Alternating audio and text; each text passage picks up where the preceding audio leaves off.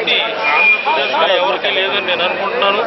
ఎందుకంటే నందమూరి కుటుంబం అంటే అంత ఆదరాభిమానాలు చూపించే ప్రజలు ఆంధ్రప్రదేశ్లో ఉన్నారు.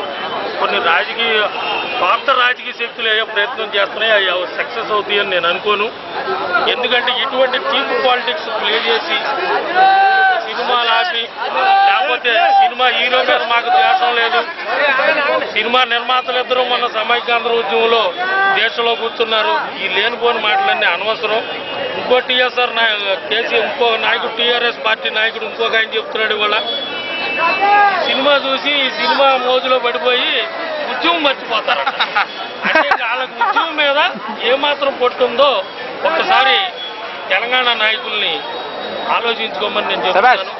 దయచేసి ఈ కళామ తల్లి ముద్దు పెట్టలందరికీ ప్రాంతీయ భేదాలు లేవు.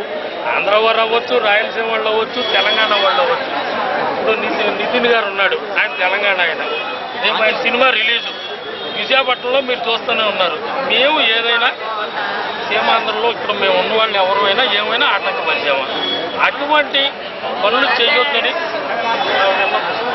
దయచేసి కేసీఆర్ గారి కుమార్తెలు కానీ మిగతా ఆటంకాలు కల్పించే వాళ్ళందరికీ, ఆటంకవాదులందరికీ నేను ఒక్కటే విన్నవించుకుంటున్నాను. దయచేసి తెలుగు చిత్ర పరిశ్రమని ఆంధ్రప్రదేశ్లో పాడు చేయొద్దని నేను కోరుకుంటున్నాను. ఈరోజు తెలుగు చిత్ర పరిశ్రమ ఒకటి ఉంది, ఆంధ్రులు అనేవాళ్ళు తెలుగు మాట్లాడతారనేది ప్రపంచవ్యాప్తంగా తెలిసింది. నందమూరి తారక రామారావు గారు ఒక్కళ్ళ వల్ల తెలిసింది ప్రపంచవ్యాప్తంగా. అందుకని అటువంటి ప్రపంచవ్యాప్తంగా పేరు తీసుకొచ్చినటువంటి తెలుగు చిత్ర పరిశ్రమని దయచేసి పాడు చేయొద్దని నేను వాళ్ళని కోరుకుంటున్నాను.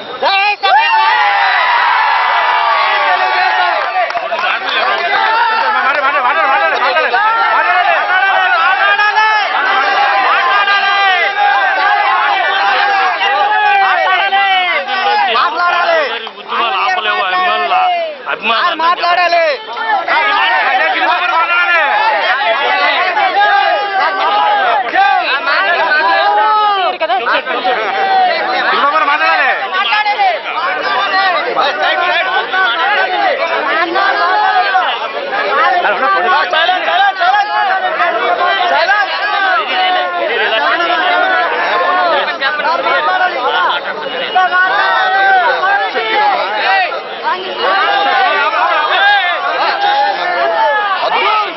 మా ప్రియమైన హీరో తారక రామారావు గారి సినిమా నేను చాలా హ్యాపీ ఫీల్ అవుతున్నానండి. ఆయన బయట ఏం జరిగినా సరే ఉదయించే సూర్యుడిని, తనని ప్రేమించే జనాల కోసం మళ్ళీ పుట్టిన నందమూరి తారక రాముడిని ఎవ్వరూ ఆపలేరు.